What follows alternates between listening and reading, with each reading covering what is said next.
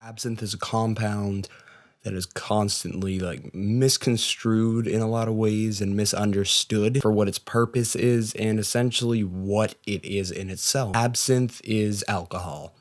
Simply put, it is a variation, just like you have rum, just like you have gin, just like you have beer, all these different, versions of the same chemical, just at different concentrations. Absinthe would just be here on a spectrum, and then beer would be down here, and rum right around here.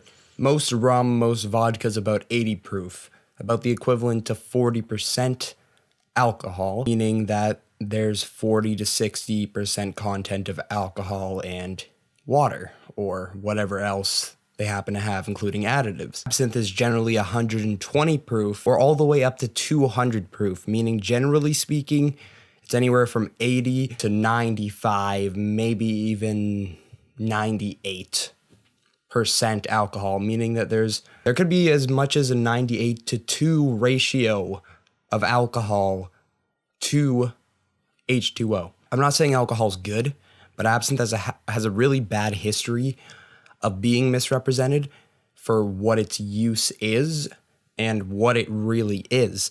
Absinthe is alcohol. It's as simple as that. Absinthe is produced with thebaine. It's a very nice tasting, root, and it's not bad. People say that, the compound in which is the thebaine, it makes you hallucinate. But the fact is, absinthe contains such a low concentration of thebaine that it would be insane to even think that something this absurdly low would affect you psychedelically.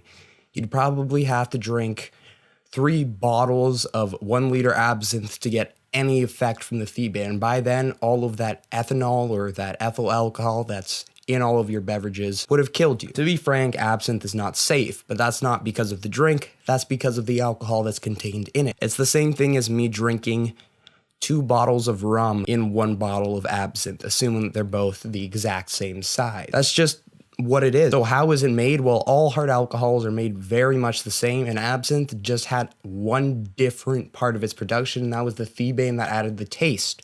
A lot of the states has decided that thebaine was the reason that people were dying, that people were doing crazy things. They completely misrepresented it and assumed that it couldn't have been the alcohol content inside it. Rather, it was this malevolent root that grew in the ground and that they just tossed in there to make people go crazy. And it's just stupid to think about how absurd the theory is. They completely misconvey all the other chemicals that are present. Ethyl alcohol is present at such a more higher concentration. There's probably 0.01% thebaine in a huge bottle of absinthe, and you just got to think about that. Think about the ratio. Which chemical inside this tonic is really causing damage? Speaking on alcohol, the main component inside of alcohol is ethyl alcohol, and I've been saying that a lot.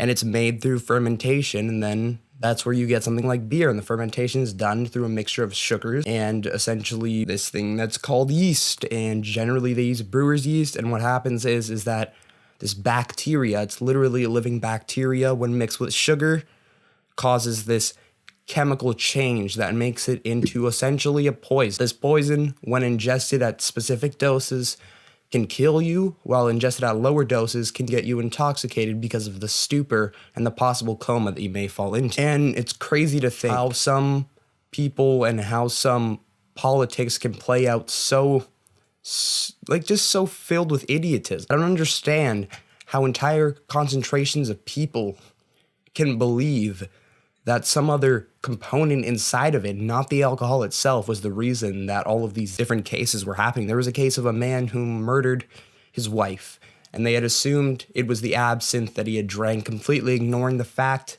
that he had drank Baileys and drank rum and all these different tonics of alcohol as well earlier in the day to a higher concentration of the point of the absinthe he had even consumed. So it's pretty insane to think about. This video was to give you guys a small education about it, and absinthe is completely accessible at your local liquor store, assuming that they carry it. And I just wanted to clear that up. All that absinthe is, it's not some crazy compound like Londum, which is a mixture of opioids like heroin or morphine, and metals and alcohols. No, it's just alcohol. At this point, the thebaine is so low to the point that it's basically not even there. The taste is just pure toxicity from the alcohol itself.